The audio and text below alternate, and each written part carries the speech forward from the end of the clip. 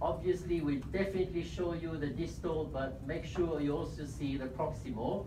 And the third standard plane goes through the posterior fossa, the cisterna magna, the vermis, and the anterior part of the cavum septum pellucidum here.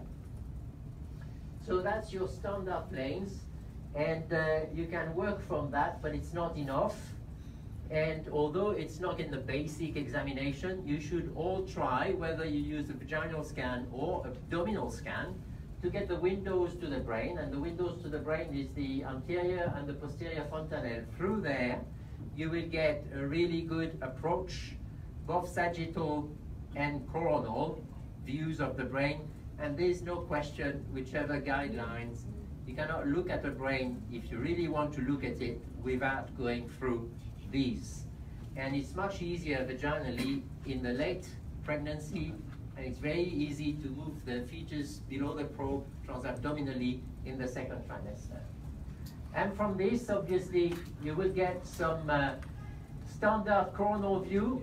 The one here is very important because it shows you the interhemispheric fissure, and you see it from the very anterior part, so you can rule out even the most subtle problem of holoprosencephaly, which is the fusion of the two brains.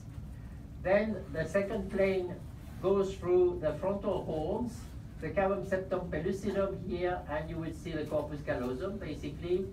Then slightly at the back, it's to observe the thalamine, and the occipital horn and the cerebellum comes last. And this is usually the most difficult one to have quite straight. And the sagittal plane, you can deploy it in multiple subplanes, but a strict sagittal plane will show you the anterior complex, basically with the corpus callosum, the cavum septi pellucidi, the fornix, the third ventricle, and then the brain stem here, and the cerebellum through the vermis and the fourth ventricle. And what you can't see, if it's normal, is the aqueduct of the Sirius. And if you move sideways, which you should always do, then you will see the lateral ventricles. Be aware of that region. It's very difficult to have a clear image on both sides, even transvaginally, but that's where you would see most of the ventriculitis in terms of infection. And the choroid plexus is also subjected to hemorrhage, for example. So here, once you're in the right position, okay, well, it should have worked. That doesn't work. It's okay. We'll do the demo anyway. So first with the contour. The contour is the biometry as well. So obviously a small head or a big head calls for attention. The shape, it should be regular oval shape without any structure, especially at the sides, any constriction at the sides of the lateral suture of the brains. Integrity, you look for bulging or adding either tuberous or bulging meningocele or brainal side here. And the bone density, indeed, if you see well, which is not the case here, if you see the proximal ventricle as well as the distal, then especially in cases with abnormal limbs or short limbs, you should immediately think about an abnormal density of the bones, and especially osteogenesis imperfecta, which is the most frequent worldwide anyway. So be aware of that. Too well seen a brain is quite suspicious. And obviously, that's where you should spot immediately the acrania, but the acrania is off this lecture. It was dealt with, I guess, this morning, because the first trimester diagnosis should be a first trimester diagnosis. So the skull shape, brachycephaly. Brachycephaly can be just normal. You have families with round heads. But it used to be, at the time where that had some value, a marker, a soft marker for Down syndrome. And whichever etiology, and even normal, obviously, most of them normal babies with a round head, have pretty large posterior horns because they have normal ventricles. So if you compress the head this way, then the ventricle enlarged. It's just normal volume, but the shape of the skull designs the width of the ventricle. So they might be off limits slightly, 10, 11, but they can still be absolutely normal. The famous strawberry shape of trisomy 18, I hope also it is now confined mostly to first trimester, and we don't have to remember this flat occiput of the trisomy 18. Now, obviously, the top hit of the skull shape is the impaction of the frontal lobes here, and that's the lemon sign, the famous lemon sign that whichever is present, you should kill yourself to find where the myelomeningocele is, because it is probably somewhere and you may not see it, but just look again. The conclusion is, if I see that, I don't see obviously a myelomeningocele. The conclusion is, look again. And then there is a series of genetic problems with premature closure of the cranial sutures. You can get all kinds of chondrosynostosis, craniosynostosis, and this leads to genetic condition such as Apert syndrome or the cloverleaf shape or whichever Cruzon. All these call for genetic counseling, and it can get quite complicated. And skull shapes, obviously, you would look for bulging meningia through it. It could be also an addition, so you have a normal skull contour, but then you would see a mass effect on this skull, and this was a rich hemangioma. That way it looked at on the CT scan, and that's the baby after surgery. So it's not always, could be spectacular, but not always of a poor prognosis. Okay, so the second part is to look at the lateral ventricles. So there are guidelines, and depending on which chart you're using, it's always the same thing. Most people became conscious of the importance of the publication that describes what they are looking at when the nuchal translucency was promoted, because then you had to be very strict in the way you are measuring the nuchal translucency so that it makes sense for your screening. It's the same for every measurement. You use the recipe that is in the paper that has been used to put the chart in your machine. You can use a different way of measuring, but then you don't use the data according to the same paper. You have to find some other form of validation. So most studies on measurements of lateral ventricles, they would call for a chart. This is the chart we made some years ago, but it is like most of them. The calipers are at the level of the globus. This is here the coil plexus that sometimes bounds into it, and you would measure inner to inner. All the other measurements are sort of funny, and they don't rely really upon a well-published chart. And yeah, obviously the 95th centile is somewhere between 9 and 10, so you would consider borderline ventriculomegaly 10 millimeter, 10 to 12 is mild, 12 to 15 is moderate, over 15 it's quite obvious. So before we were looking at just the shape of the head, if you have dolichocephaly, you will have very thin ventricle. If you have brachycephaly, so you'll be around the 10th centile, but if you have brachycephaly, you'll be around the 90th centile. You will not have brachycephaly on its own, giving you 15 millimeter as a ventricular width. So this is measured here on the DPD plane. Proximal hemisphere, as I said, and if a ventricle looks slightly off the range, the most important thing is to check again and give it time to check again. 3 weeks seems a good interval, unless there are other things calling for other tests in the meantime. So we've discussed the cutoffs. 10 to 12 is just mild, and often you can give it up. For example, if you have 11 or 12 millimeter in a boy fetus, that is a big boy at the 90th centile for biometry, and you measure a ventricle of 12, if the morphological examination is normal, there's nothing else to do, absolutely nothing else.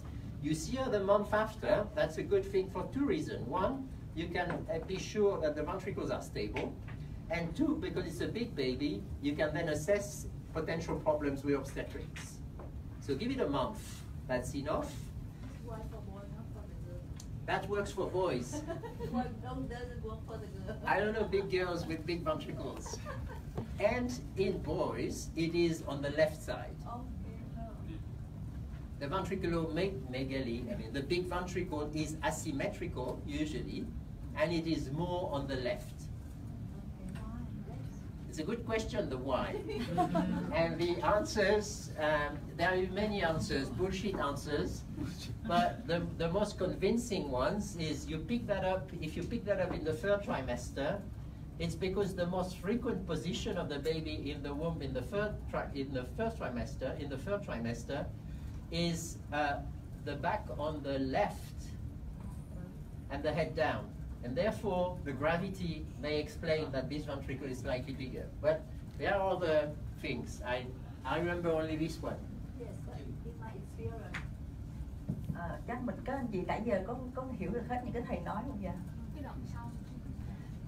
Tức là thầy đang nói về cái vấn đề giãn máu thấp, thì ở đây thầy nói cái dạng mức độ mà 10 đến 12 là nhẹ đó, thì đặc biệt là những đứa con trai mà nó kiểu nó lớn thai á, thì cái não thức bên trái nó thường 10, 11 là tiên lượng tốt. However, in my experience, I had some experience the lateral proximal to the broad dilatation 10, 11, 12, but when the baby turn the position and the proximal become the distal, so it look normal. Right. Yeah, even in the when in the proximal, I choose the correct position at the guidance. As a guideline of actual, but when the baby train, I see it's absolutely normal. Right. So some case I see that when the baby train, so in the lateral proximal, more I think more easy to make bigger. Okay. So the gravity is probably for something. And if it's a big baby in the second trimester, then you have an increased amount of fluid around the brain in general. So big pericerebral spaces as well. Is it the same cause that share with why we see more boy fetus, a male fetus with unilateral hydronephrosis?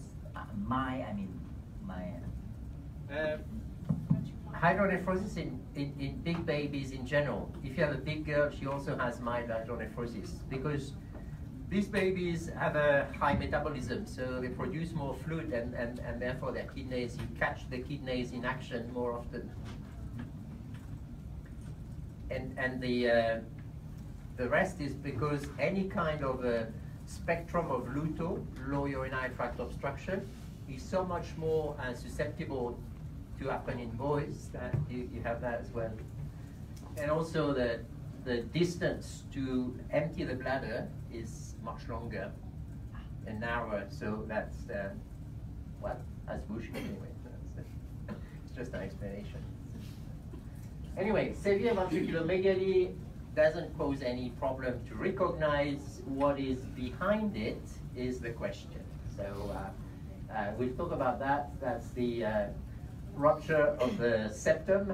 It's not a septal agenesis, it's a rupture of the septum because of the pressure in the ventricles, but we'll see that later. And obviously, you could have the full picture of holoprosencephaly here. So that would be a lobar with a common ventricle, or semi-lobar, or even very subtle forms, but we come back to that. So fusion of any part or the total part of the two hemispheres will share at least the anterior part of the ventricle, and sometimes more, even more dramatic, where there is only a small, I don't have a slide of that, the alobar prosencephaly, but the whole picture could also come here with a proboscis. So anyway, severe ventriculomegaly is sort of universally a disaster if you find it in the second trimester. The third trimester, you may discuss with aqueductal stenosis some prognosis that is not that bad, probably, but in the second trimester, that'd be bad anyway. Aneuploidy is mainly through either a structural defect, but otherwise it's just a brachycephaly. So remember what we've seen already about that. Just check what the screening results was in the first trimester, what the shape of the skull is in the family around you, around this baby, and see if you must make a fuss or just forget about it. Infection is multifocal. Some infections are rapidly progressing, like toxo, and it becomes obvious very quickly because you get massive ventriculomegaly as it progresses. And if you remember what I said, that if you have a doubt on the ventricle, you give it 3 weeks, and then you see if it's stable or if it's progressing. You won't miss a toxo like that, but you might miss a CMV. It's only one slide on CMV, because we discussed that at the previous session already. But you would look for a periventricular cyst, for adhesions within the ventricle.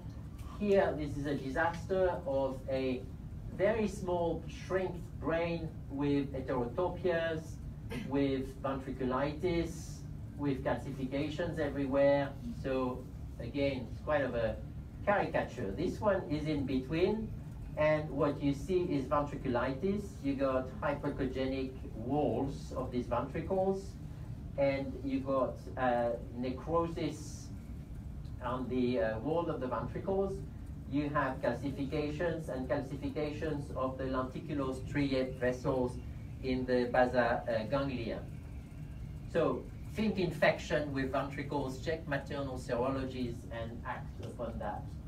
Aqueductal stenosis is basically a third trimester diagnosis usually, and you have dilatation of both lateral ventricles and the third ventricle. And then the counseling is sometimes tricky. You have a rupture of the septum, and the prognosis of these babies is not that bad, but you have to confront that with the experience of the family. But they can be operated, they can be shunted after birth. We are now questioning the issue of not shunting, but go in during the pregnancy in the third ventricle and just draw a hole in the roof of the third ventricle so that we shunt the stenosis and we can go over it. We had a case, but finally the parents decided for termination, so we didn't do it. Intraventricular hemorrhage. Again, your eye will be caught by the ventricles, and there are several stages. It can be completely confined to the ventricle, and usually this is one choroid plexus that bleeds. So the choroid plexus appears a bit bigger and heterogeneous, and the ventricular walls are often lined as echogenic, but this is grade 1. In grade 2, you see some invasions of the parenchyma, and this is again the choroid plexus that is full of blood, and this is just the lining of the ventricle. But whenever the parenchyma is more involved than just slightly, this is grade 3, and this ends bad because this will end in schizencephaly at least. So there is both the severity of the hemorrhage and the cause for hemorrhage. If you have alloimmune thrombocytopenia, and this reaches 10,000 platelets and has bled, the prognosis is really bad.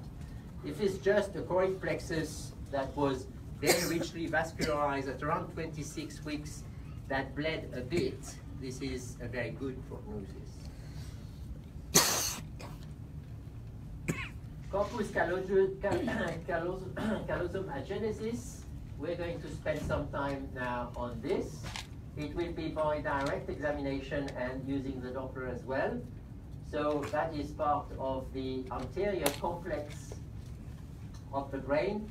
And we look at the midline here and the cavum septipellucidum. This is the fornix, because the cavum septipellucidum is a kind of a tent shape, and it is between the corpus callosum above. Corpus callosum are where the fibers for both hemispheres are crossing, and underneath is the fornix. And in between and on each side are the lateral ventricles. And this tent triangular shape in the middle is the cavum septum pellucidum. So when it's missing, when it's too big, when it's funny, it could reflect on a problem with the ventricles, a problem with the corpus callosum as well. So the midline starts with the very anterior part, with the falx cerebri. Sometimes, because there is no easy passage of the ultrasound here, you have to move slightly to make sure that it goes to the end. There is the cavum septum pellucidum, so we see that the shape, the aspect will change from early second to third trimester. And then there is the third ventricle that you pick here, and the thalami. If you go too low, you are below the septum pellucidum. You're seeing the fornix instead, the pillar of the fornix on each side, and that's too low. And if it's too high, you may well see both lateral ventricles, but you're far above, and what you see is just the cavum verge, which is the most archaic part of the cavum septum pellucidum. So that's the cavum verge, that's the cavum septum pellucidum at the front. This cavum verge can disappear, it can be big, it can be cystic. It doesn't matter, it's never, whatever happens here is never a problem. But it can be quite spectacular. We'll see probably a couple of examples, because I didn't have time to look at all the cases I put in there. And then this part is not, it is surrounded by the ventricles, but it is not connected to the ventricles. And what you can have also in this space, the cavum septum pellucidum, it's kind of a membrane, but this membrane has got both white and gray matter in it. So it's not only just membranous, there are cells in there. Gray matter, white matter, and you can grow there cysts, especially cysts from the membranes, and again, that can give you a very spectacular aspect of a big arachnoid cyst, but without severity if it does not compress the corpus callosum too much. So the aspect of it is going to change. It will appear roughly at 18 weeks. It will be very typical in the second trimester, and in the third trimester, it will look as a sort of three leaf things that if you were to see that in the second trimester, you'd be worried about seeing a corpus callosum at all. But again, these actual planes are fine for measurements, but if you really want to look at the brain, don't worry about basic or advanced. You need to see the brain full stop. So you would move to a sagittal plane, and then you would see the corpus callosum is in its entire length. You would then underneath see the septum lucidum, and underneath is the fornix. And then you would follow this. This is the aqueduct that is not apparent here, and you arrive here with the brainstem, and the fourth ventricle is just in front of the vermis. We'll look at the vermis in more details after that. And on the other side is the cisterna magna. So these are your landmarks for a strict sagittal plane.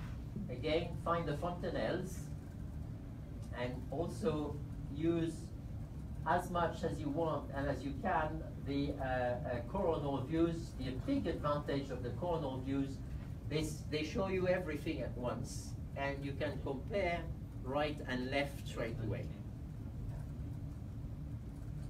Maybe this one works.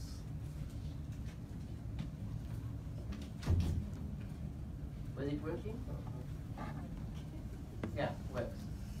Okay. So if you you are transfrontalular, you can go from the very front, through the middle, corpus callosum here, and to the back. Okay? Just because you're positioned above the fontanelle. You can do that live with 2D, or you can acquire volume, obviously, and do it later on. Right. So here is an example of a cavum septum pellucidum that looks weird, but nobody really cares again, because as long as the structure above and below are fine and the ventricles are not dilated, whatever happens to the corpus, to the septum pellucidum, as long as it's here, doesn't matter. So it's a cystic cavum here, and here you see what could look like a big hole, and most probably this is going to be a cavum verge, this archaic part of the cavum that bulges a bit and takes the precedence when you do an axial scan. And once you do a sagittal view, everything is normal, including the corpus callosum. You check, when you see that, you check that there is no flow, obviously, because otherwise there could be something else, the aneurysm of the vein of Gallien that we'll see later on. So again, now this is also something that could be of a worry if you think, what could that be? Is that inflammation or calcification? What is that? And if you move slightly, you will see that it only fills the ventricle, that it is depending on the choric plexus. So these are choric plexus cysts, and nobody cares about them anymore since other ways of screening for aneuploidies have been developed. Nobody touches them anymore. Vascularization. From the internal carotid, you would have the emergence of the anterior cerebral artery, and then the callosum marginal and pericallosal arteries would just cover nicely and follow the corpus callosum. So whenever you're in doubt with your image of the corpus callosum, to check that it is there, you would look at the vessels, and the vessels will also tell you that the organization of this brain remains normal, because we're going to have a look now at normal compared to complete agenesis compared to partial agenesis. So let's start with the complete agenesis. There is no cavum septum pellucidum. We are in the second trimester, and this looks as it would be if we were at 39 weeks, for example. We're not at 39 weeks, so this is abnormal. And the three-leaf aspect calls your attention on here, the absence of a cavum septum pellucidum, on this coronal plane, the absence, therefore, also here of corpus callosum, and you see the frontal horns, instead of being very close here, they just pushed apart, and they have this so-called bull horn shape. And if you look directly at the corpus callosum, or where it should be, here it is on the normal view, and here you got nothing. You got the third ventricle that is usually pushed up, so you could miss that for a cavum septum pellucidum if you're not paying too much attention. And you see there is a complete disorganization of this brain here. Now in partial agenesis, that could be more tricky, although it's important to recognize because the prognosis is the same. Roughly, if it's isolated, it's all right in 80% of the cases, and roughly 20% of these babies will have problems because that's what connecting the right and the left. So for some people, the right and the left can sort of play autonomously, but for most of us, it's important that relation between the two brains.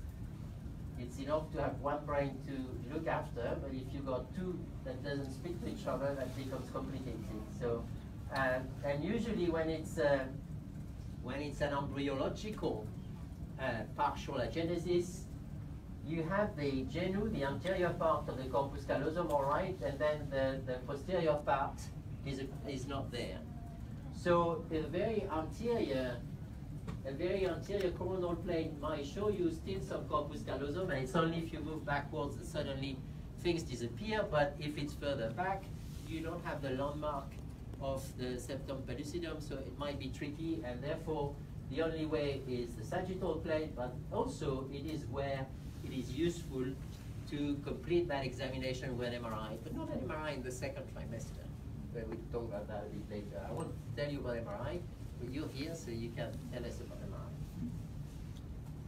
So this genesis is more complicated because you have a corpus callosum, but this corpus callosum, whether it is through hemorrhage, ischemia, or infection, or a tumor, or an arachnoid cyst that is pushing on it for a long time, can be abnormal in the aspect. So it looks heterogeneous, it's usually a bit thicker, it's usually also shorter than normal, and the Doppler is of no help because usually the vascularization is there.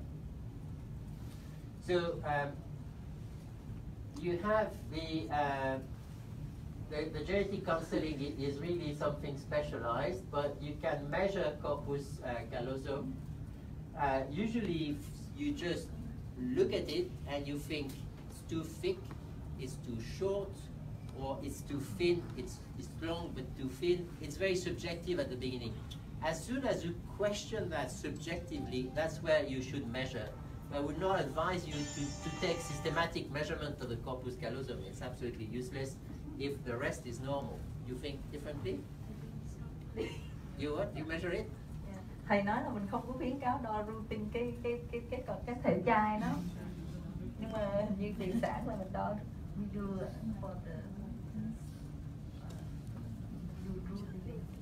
Routine, fine. As long as it becomes a routine, then it's fine.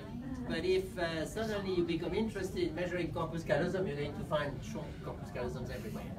So if you look at it roughly, anything that is at 3 centimeters in the second trimester is fine.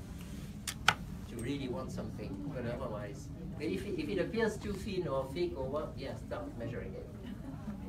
Okay, and then the famous one, the lipoma of the corpus callosum. So you have a corpus callosum, it's too short, too thick, and it's bright white. And this is a lipoma. And the prognosis is the same as corpus callosum agenesis. But this one you can't really miss. Well, everything can be missed, but yeah. So arachnoid cysts usually and mostly are completely benign, but if you get an arachnoid cyst at the expense of the membranes of the cavum septum pellucidum, and it's a big cyst, then it could laminate your corpus callosum. Ultrasound will not be of any use to make a decision. Only MRI will show you what the corpus callosum really looks like. Now, we've got 3 situations here that are different, with different diagnoses. And none of them shows C28 weeks, 23 weeks, 30 weeks. None of them shows you what you expect to see on the midline. None of them shows you a proper cavum septum pellucidum, okay? You agree with that? So, first move, you turn to a coronal plane.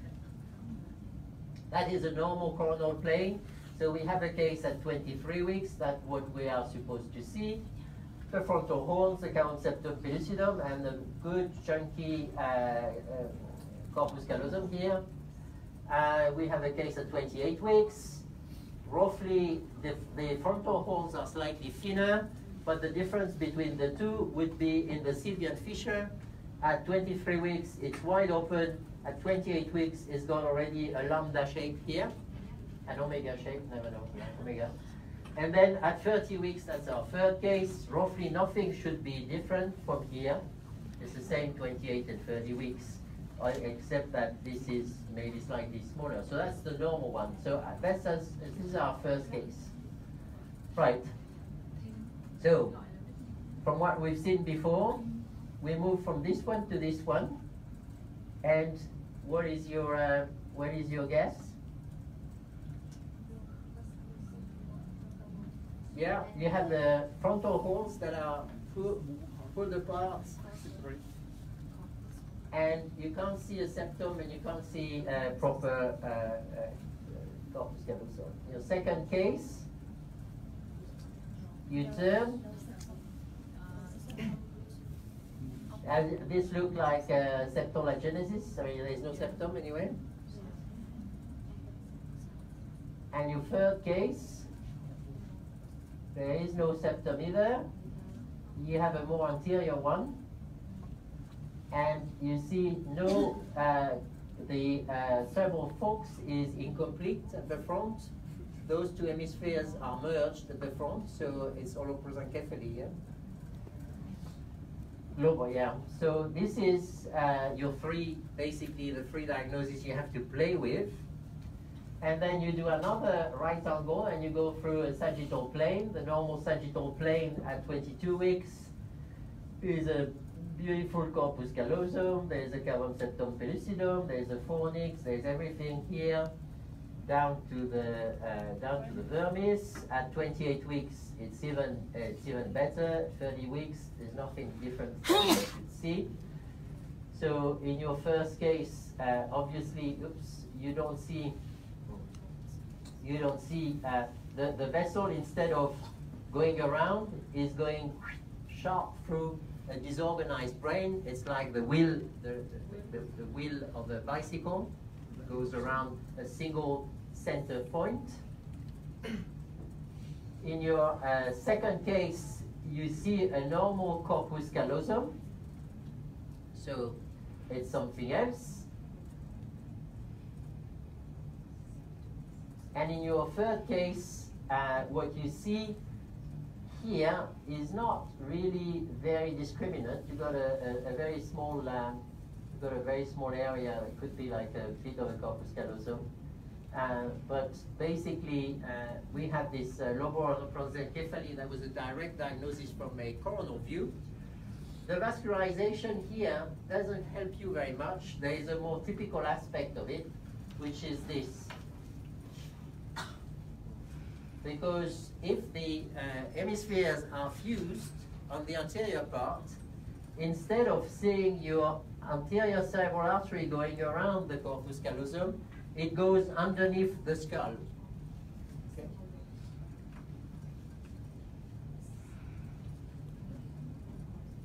That's for lobar holoprosencephaly. Sometimes it's really difficult to see more by ultrasound. Yeah, that was a while ago. Yeah. So, differential diagnosis of those two is very important, obviously. There is a heavy genetic burden for this one. Septal agenesis, though, is not that simple either, because then with septal agenesis, if it's completely isolated, which is about 30% of the cases, babies will be absolutely normal. But it could be associated to aneuploidies, could be associated to lots of mutations of any kind, and it could also be with a normal RA-CGH, but this baby could be blind, because septal agenesis could be accompanying septal optic dysplasia. And therefore, it may or may not help, because you can be blind with seeing the optic nerves and the chiasm, but you can try and orientate through the orbits in a very posterior plane. You may see here the chiasma. Used to be quite tricky to do, but you can now, and these images are from Jean-Philippe Beau, who published the aspect of the chiasma a long time ago. So he's a true freak about this part. And okay, it might not be as obvious as you would think here, but it is feasible. It's feasible. He also published the recipe to see it with 3D reconstruction, but the direct part is just as convincing. Okay, now we move to the posterior fossa. The posterior fossa, it's going through the cisterna magna. The transcerebellar diameter can be measured on this. It goes through the vermis, it goes through the fourth ventricle, and again, you've got your septum pellucidum here and the Sylvian fissure. So with this, you will move to a sagittal plane and you find the same thing, and on top of it here you see the brainstem, the vermis, and we go through the details of the vermis and the fissures. You have the foreventricle and your cisterna magna here, and very important, this part, the tentorium. It's often overlooked, but this is an important part when we come to the differential diagnosis between Dandy Walker and the blade pouch remnants. It's all with the position of this part. Yeah.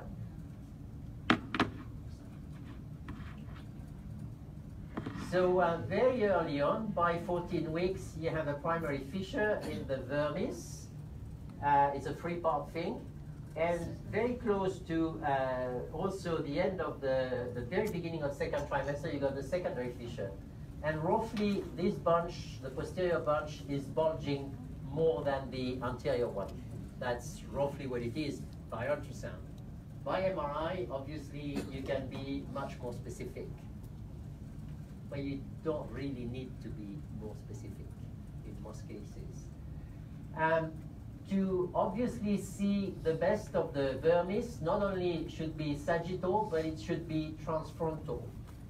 Try to get the baby as deflexed as possible to get a good view to sagittally to this vermis, and you should be able to see the two fissures if necessary.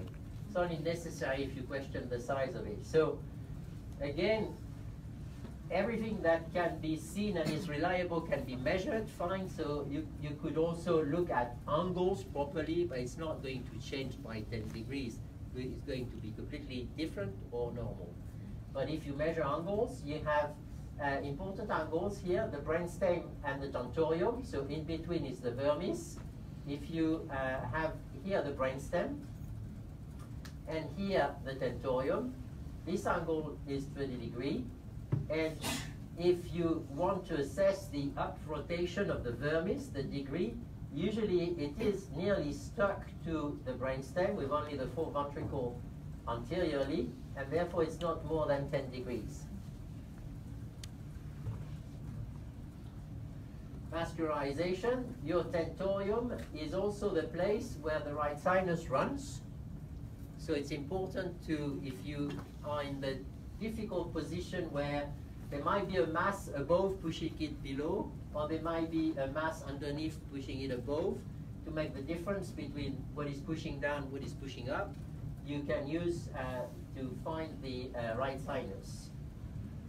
And obviously, another vessel that is important, we've discussed the anterior cerebral artery, but the vein of Galen is quite important to know about because it's going to be potentially the siege of an aneurysm, and that's something to check. Biometry, transcerebral biometry is usually routinely measured. Anterior-posterior diameter of the vermis is not a routine measurement, but probably you do. No. You measure the corpus callosum and not the vermis then. Right. Well, roughly, if you want to have an idea of if a vermis is too small or too big, just go around and make the surface of it in a sagittal plane, and roughly it goes from 1 to 3. Between 22 and 32, it takes 2 centimeters. So 1 centimeter, 3 centimeters, and you're fine.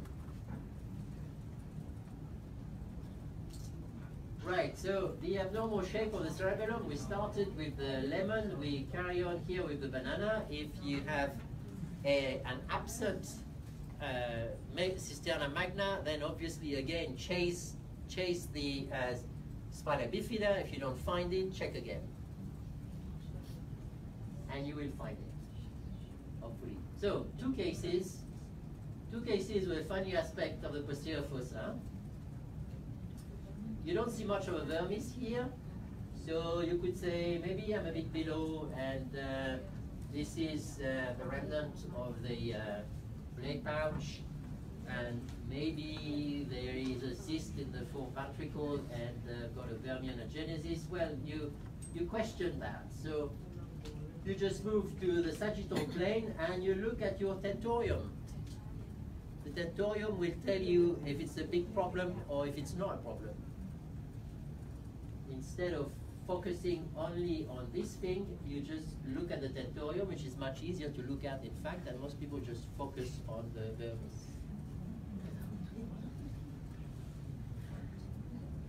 So the tentorium here is at the right place. You got your 30-degree angle between the brainstem and the tentorium. So therefore, your conclusion and your vermis looks fine. You can, there, it's useful to calculate the surface, for example, just to make absolutely sure. And then your conclusion is a Blake pouch cyst. It's just an embryological remnants of what is making the cisterna magna.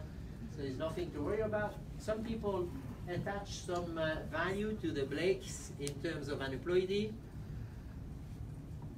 You could also check on that, but that's about it. It's not a... I have a question here. So if the Blake persistent Blake persist, It's a persistent black pus. How long? When will it disappear? Until don't know. No, but there's nothing to worry about. If it's really marked like this, it's probably going to be there at birth as well. Doesn't matter. It's like the choroid plexus cyst. Everybody says you have choroid plexus cysts, even the big ones. It will go when baby be born, but sometimes they are born with their cysts. It's rough about the 26 to 28 week of gestation. This thing, same thing. It's kind of it's a kind of immaturity. There's nothing bad attached to that word, but it's just the maturation process has been delayed somehow at some point, but it has no consequence, except when it is associated with other malformations and it's part of a syndrome or an aneuploidy. But if it's completely isolated on your exam, there's nothing to worry about. Translate Yeah, yeah, yeah. Cái này để Nguyên dịch lên chút xíu cho các bạn, tại đây là một cái rất là hay để thầy giúp phân biệt trong những cái bất thường hố sau á, mà cái khó của mình á, là giữa cái blood cyst với là cái Danny Walker variant á, tức là tiểu sản tùy dọng ở hypoplasia of vermis á, thì trên cái mặt cắt ngang các bạn thấy nó có giãn hố sau hình lỗ chìa khóa luôn đó, tức là nó có giống như nó có bất thường cái tùy dọng chứ không phải giãn hố sau đơn thuần. Thì các bạn cắt dọc thì mình hay focus vô cái góc của thùy nhộng với thân não, mà mình quên để ý cái tentorium, tức là cái lều tiểu não nó bị di lệch lên. Thì thầy phân biệt giữa giúp mình để mình giúp phân biệt giữa một cái tồn tại duplex nó persist, cái duplex tồn tại nó là một cái là không có vấn đề gì nghiêm trọng hết, nó là bình thường, nó tiên lượng tốt, trong khi một cái vermis hypoplasia là nó là một cái vấn đề, nó có thể ảnh hưởng tiên lượng xấu. Thì giữa một cái là theo dõi, một cái có thể các anh chị chấm dứt thai kỳ. Thì mình để ý thêm cái tentorium, tức là cái đường cấm thầy vẽ trên cùng á, ngay cái mũi tên màu đỏ đó là cái đường đi qua cái tentorium á, tức là cái lều tiểu não á, thì nó sẽ tạo với cái đường dưới là cái góc, cái đường thẳng mà đi qua cái thân não, cái brainstem á, thì cái góc đó normal below 30 hả? Bình thường dưới 30, thì cái chỗ này thầy đo là 20, thì như vậy cái này nó là cái duplex. Thật sự thì trước giờ thì mình hay để ý cái chỗ là cái góc của cái vermis với cái brainstem á, nó nếu trong Blake persist thì nó nhẹ. How about the angle for Blake persist between the vermis and the brainstem? So for the Blake persist under 30 degrees. What do you mean? That's The angle between the vermis and brainstem. BV angle. Here. Ah, right. So do you think this also a good sign to discriminate between Blake persist and vermis? No, that's the important one. It's the degree of elevation of the tentorium. Okay. Because then underneath it could be a Blake pouch cyst, which is the most frequent, but it could also be an arachnoid cyst. So, but none of them has a detrimental value. Okay, so I think it's clearly and better than the angle of the vermis. Cho nên các bạn để ý cái góc đó ha. Oops, sorry. Yeah, carry on. Yep. Okay, so the second case, this one, you also move to this, and obviously your tentorium is sky high in there. Your vermis is up here and very small, so you got both angles completely off the road here. And this is the cyst of the fourth ventricle. And your vermis, if you measure it here, whichever measurement you're taking, anterior, posterior, or the surface, is going to show a very partial vermian agenesis here. So whether it's partial or complete will then make the prognosis of an individual isolated Dandy Walker. But Dandy Walker, 60% of the cases, they have an abnormal RA-CGH. And if it's isolated, the prognosis will depend on the degree of hypoplasia of the vermis. And then you definitely need MRI to assess the foliation gyration of the vermis. Yeah. And you need a good neurologist as well. Yeah. The jocular is the other name of the straight sinus. The straight sinus, the vein that is going on the tentorium.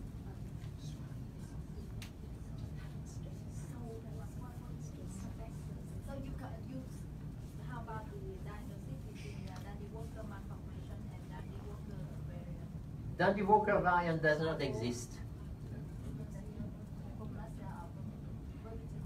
It's in syndromes. It's different. You can have hypoplasia of the vermis and no Dandy Walker because you don't have a cyst of the fourth ventricle. You can have a primary hypoplasia of the vermis. We've seen a few cases, I think, but it's got nothing to do with the presence of a cyst. The idea of the cyst of the fourth ventricle is that the cyst being there embryologically, it blocks the growth of the vermis. So there is a mechanical hypothesis behind, which makes the discussion with the neurosurgeon is to say, if we see that at 14 weeks, is it too late or shall we just empty the cyst and see if the growth of the vermis can catch up a bit? We've never done that. It's very tempting, but So now in the posterior system now malformation, just you had the megasystem magna, and Dandy Walker. So I just want the classification of the posterior malformation. So I've got a slide to recapitulate. Okay. It's a very good editorial by Laurent Guibault in ultrasound. I'll show you. Yeah. So this one is Dandy Walker. That's the definition of Dandy Walker malformation. If you don't see the tentorium, this sometimes here, for example, it's not easy to see. So you could use the Doppler, and your straight sinus, your torcular would be right above. Okay. So exactly at the Galen Vandas, so the tentorium exactly is there. Yeah. Yeah. So that is the, I recommend that opinion thing that I accepted when I was the editor-in-chief, and I'm very glad that we published that. That's Laurent Guibault, is a neuroradiologist from Lyon in France. And you do your routine, okay? So you got an increased mega cisterna magna. The torcular is in place. You look at the biometry of the vermis and of the transcerebellar diameter. If you have a normal biometry, then it's either Blake-Posh side, arachnoid cyst, or that's all. That's the two hypotheses, okay? Normal anatomy, normal biometry, that's this, and there's nothing else.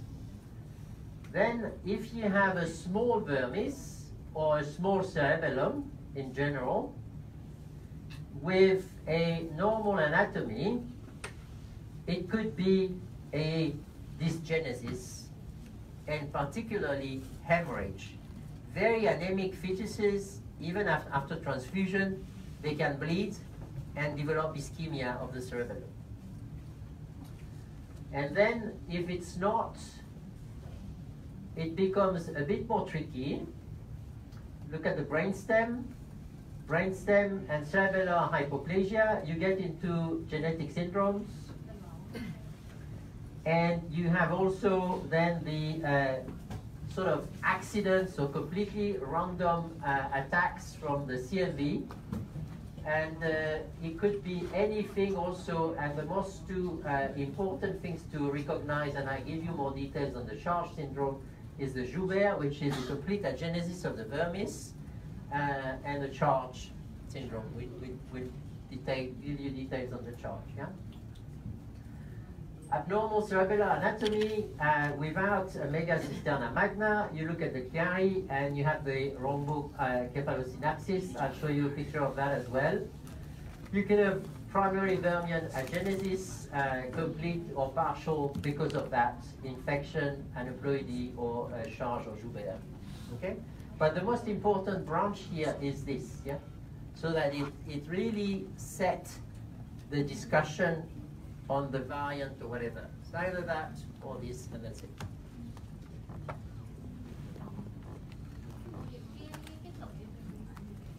Cái slide này nó cũng hay là các anh chị để Nguyên hướng dẫn cho là dịch lại cho các anh chị dễ dùng ha.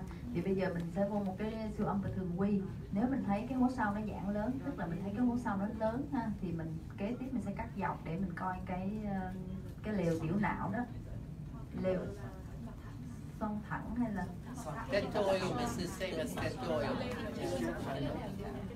Cái tĩnh mạch nằm phía trên lều tiểu não.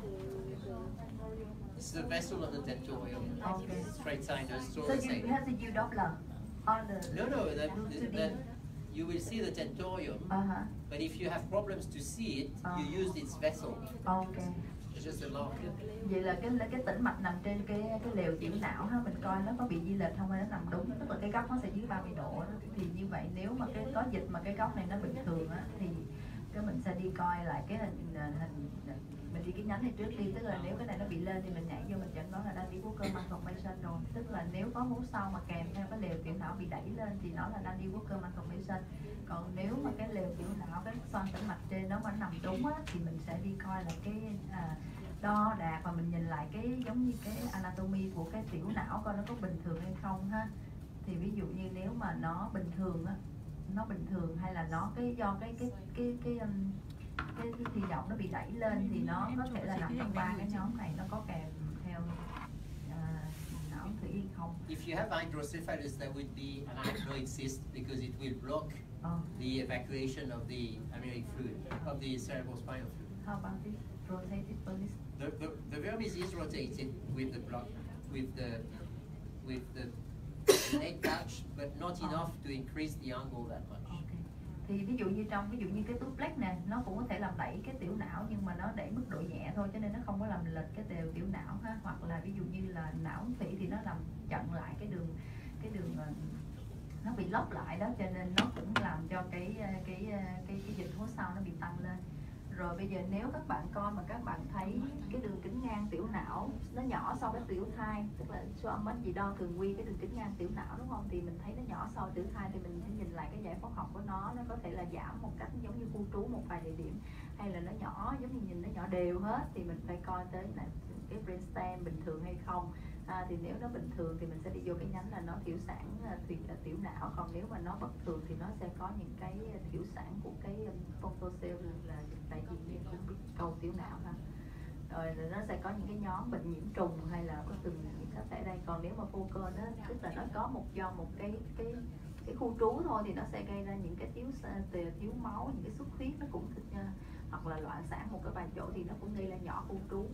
Còn bây giờ nếu mình nhìn thấy cái hình ảnh tiểu não nó có vẻ bất thường, tức là cái hình ảnh giải phẫu học của nó bất thường chứ nó không phải giảm kích thước mà nó cũng phải có dịch, thì ví dụ như biến dạng trong cái trẻ đôi đốt sống thể hở ha, cái chia đi tiếp thai, hoặc nó trong cái nhóm bệnh mà này cái dịch là gì luôn đó, thì nó sẽ đi xuống đây. Thì các anh chị nếu anh chị coi, anh chị sẽ coi cái thì nhộng nó có bị thiểu sản, bất sản hay cái gì không ha, thì mình sẽ phân vô trong cái nhóm này là hoàn toàn hay là toàn phần hay là bất thường trong cái bất thường của tiểu não, thì mình sẽ coi tiếp cái tiểu nhộng. Cái này là một cái phác đồ và cái phác đồ này nó cho chúng ta một cái khẳng định lại là chúng ta nên tập bỏ dần cái chữ gọi là Dandy-Walker variant. Tại vì Dandy-Walker variant có nghĩa là chúng ta không đủ điều kiện để chẩn đoán đầy đủ như thế này. Dandy-Walker malformation, chúng ta không có cái sự quay lên của thủy nhậu mà chúng ta không có sự tăng lên, gia tăng áp lực ở bên trong cái hố sau, làm nâng cái lều tiểu não lên. Bởi vì về mặt phô gen học, Dandy Walker malformation là một hiện tượng mà nó gia tăng áp lực sớm ở một cái bế tắc nào đó, gia tăng áp lực sớm ở trong cái hố sau này, đến mức là đẩy cái lều tiểu não lên và đẩy làm biến dạng và có thể làm ảnh hưởng đến cái sự phát triển lẫn chức năng của thùy nhộng. Và đó là lý do vì sao người ta đang bàn cãi với nhau là liệu chúng ta nếu phát hiện sớm và can thiệp sớm ở 14 tuần chọc hút gì đấy thì nó có làm giải áp, nó có làm đỡ hơn sự phát triển của Dandy Walker malformation hay không.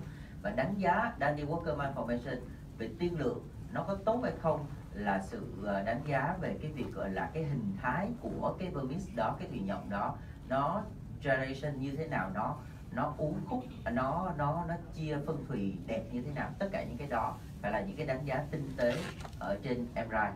Vậy thì rõ ràng chúng ta khi không đủ điều kiện gọi là Dandy Walker malformation, trước đây chúng ta đã từng hay nói rằng là nó là Dandy Walker variant, nhưng thực ra đó là một cái cách phân loại không hay, bởi vì khi đó chúng ta sẽ không chịu đi tìm cho nó ra là chúng ta đang thuộc nhánh nào. Thực ra tất cả những Dandy Walker variant đó nó sẽ rơi vô trong những cái nhóm ở bên giữa và ở bên phải. No, I just confirmed that no more Dandy Walker variant. Vermis, vermian hypoplasia is a different, not Yes. in this group. It's It's there. a genetic. It's there. It's a genetic condition. Okay. Either ischemic or So, genetic. because we think it's subgroup in the Dandy Walker. Yeah. Totally Dandy different. Walker is more or less severe, but it's Dandy Walker. Mm. The rest is different. Thì để mình giải thích cái chỗ này, ý thầy lâu nay mình có thêm cái thiểu sản thùy nhộng mình cũng đưa vô trong cái bất thường hố sau nè. Thì ý thầy nói là cái thiểu sản thùy nhộng là nó một cái thực thể khác, nó nằm riêng, nó là liên quan tới gen di truyền do cái sự thiểu sản. Còn ví dụ trong cái Dandy Walker mà cái thùy nhộng đó nó bị nhỏ là do nó bị đẩy rồi là cái, chứ không phải bản chất cái gen, nó không phải liên quan tới cái gen. Đó. Cho nên mình trước giờ mình hay nói cái bất thường hố sau mình có cái thiểu sản thùy nhộng mình cho nó vô cái nhóm này luôn. Thì thật sự là đó là không phải, tức là muốn nói riêng thì nó chỉ có những cái thể này. Cái này một cái nó cũng hơi lạ, tại vì theo như thấy những cái sách rất khác nó vẫn thấy tiếp cận khác. Em thấy cái tiếp cận này hơi khác chút, bởi vì bình thường tiếp cận cái bất thường hố sau dựa vào đầu tiên là dựa vào cái hình thái và cái góc của tiểu não. Nếu mà sau đó thì nếu mà Dandy Walker malformation nó sẽ di lệch rất nhiều. Còn cái góc trong cái góc của thùy nhộng là bình thường. Tức là em có xem được một cái video của mấy ông Mỹ ấy. Thì cái tiếp cận vấn đề bất thường hố sau có vẻ như là họ tập trung vào cái thùy nhộng, đó là về cái kích thước và cái góc xoay của thùy nhộng đó. thì đó, tại vì chị thấy cái chỗ này cũng hơi lạ đó, tại vì trước đến bây giờ những cái bài hố sau chị vẫn thấy là nó vẫn có tách một cái là nó không gọi là Dandy Walker mà nó gọi là hypoplasia plastic, nó combine với trong cái hố sau theo cái có thể là nhiều cái cách khác nhau nên mình cứ xem ý kiến nhiều. Ok, continue. Thầy nói là thiểu sản thì nhộng là Okay, so this is how this. Đây là cái thiểu sản thì nhộng là nó một cái nhóm khác, nó không có trong cái bất thường hố sau. Hố quá sau nó chỉ có là Dandy Walker, không phải là hậu quả mà nó chỉ có cái nhóm. Thật ra theo trường phái Pháp từ nào bây giờ theo như là khoa đã học về trường phái của thầy, thì ban đầu do dù là giảm cái kích thước thùy nhộng hay là cái gì đó, thì khi mà mình làm siêu âm mà không phải là siêu âm chẩn đoán, ở đây mình sẽ phải phân biệt rõ ra đó là siêu âm tầm soát và siêu âm chẩn đoán. Thì cái người siêu âm tầm soát thì người ta sẽ thấy là cái hố sâu này sẽ bị giãn rộng ra vì cái tiểu não nó nhỏ lại hay gì đó, thì bất kể nguyên nhân nào. Sau đó người ta sẽ chuyển tới siêu âm chẩn đoán. Thì người làm siêu âm chẩn đoán sẽ phải coi lại tất cả các mặt cắt trên 3 mặt phẳng, dọc giữa, ngang và mặt phẳng trán để mình xác định coi cái này là cái gì. Vì một cái tiếp cận ban đầu chỉ là cái hố sâu nó rộng hơn bình thường. Thì trong lúc đó cái đầu tiên mình sẽ phải coi là cái circular này đầu tiên là nó có bị nâng lên hay nó có bị đẩy lên hay không. Nếu không phải đẩy lên mình sẽ qua cái phần thứ hai. Nếu đẩy lên thì mình sẽ cho nó vào Dandy Walker. Còn nếu nó bình thường, tiếp theo mình sẽ phải đo luôn cái diện tích cũng như là đường kính trước sau theo từng tác giả của cái thùy nhộng. Và khi này mình sẽ phải coi nó có bị thiểu sản, có bị gì đó hay không. Cái thiểu sản này là thiểu sản từng phần hay là thiểu sản toàn bộ cái thùy nhộng này. Và một nhóm thứ ba nữa là cái nhóm bất thường về cấu trúc nữa của cái tiểu não đó, đó là theo cách phân loại của trường phái Pháp. Tức là ban đầu cũng chỉ đây là một cách tiếp cận của chuyện là giãn cái khối sâu mà thôi. Tới đây các anh chị hiểu cái cách tiếp cận của trường phái Pháp chưa ạ? Tức là những cái mà chúng ta vẫn hay nói hypoplasia này nọ của hoặc thùy nhộng hoặc tiểu não, nó nằm coi chừng nó sẽ nằm hết ở trong cái nhánh thứ hai và nhánh thứ ba. Khi mà chúng ta không có cái bước chặn đầu tiên, cái filter đầu tiên, đó là không có sự nâng lên của lều tiểu não.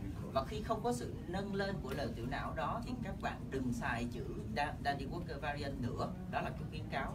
Thì nó sẽ là một nguyên nhân gì đó, một nguyên nhân về genetic, về nguyên nhân về phát triển cấu trúc bất thường genetic, hoặc là nguyên nhân thứ phát, một sự phân hủy, một sự phá hủy hay một cái gì đó mà do thiếu máu. Nó nằm ở, tất cả đều nằm ở nhánh ở giữa và nhánh bên phải, sắp xếp bên đó. Còn đừng dùng cái chữ variant nữa, tại vì chữ variant đó chẳng qua là một hình ảnh không đầy đủ của Danny Walker malformation trước đây mà chúng ta chưa đi tiếp cận, chưa đi tìm cho ra được là nó có cái gì trong đó. In any case, the prognosis is related to the degree of hypoplasia of the vermis. You can call it what you want. This classification makes it very easy to find your way through the things. I don't know people were so passionate about the vermian hypoplasia in Vietnam. Tell me. Anyway, well, so look at this chart. At 17 weeks, it's got a very peculiar cerebellum. You don't see a vermis here, and the peduncles, instead of being round-shaped, they are very elongated, and this is known as the molar tooth shape. And it goes with the vermian hypoplasia. So you can pick that up early at 17 weeks, but the best is to wait until 20 weeks to make a proper diagnosis. This one, you can't see the vermis either at 34 weeks.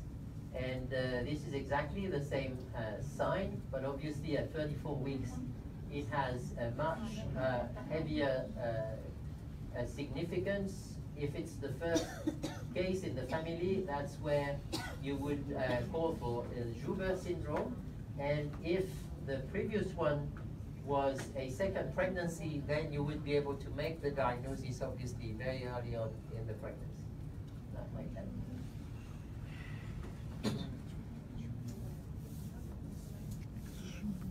"25 weeks and a very peculiar shape again of the cerebellum, and this one is really poorly differentiated.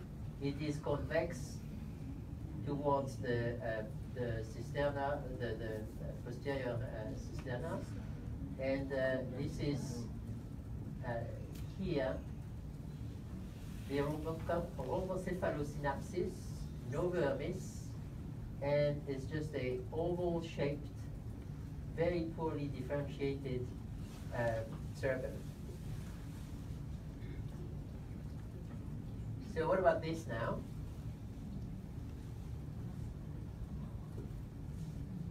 So you got your vermis here.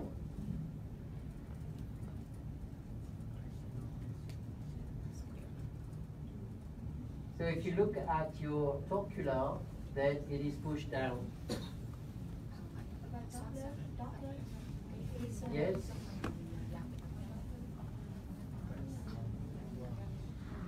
This is the aneurysm of the vein of Gallian.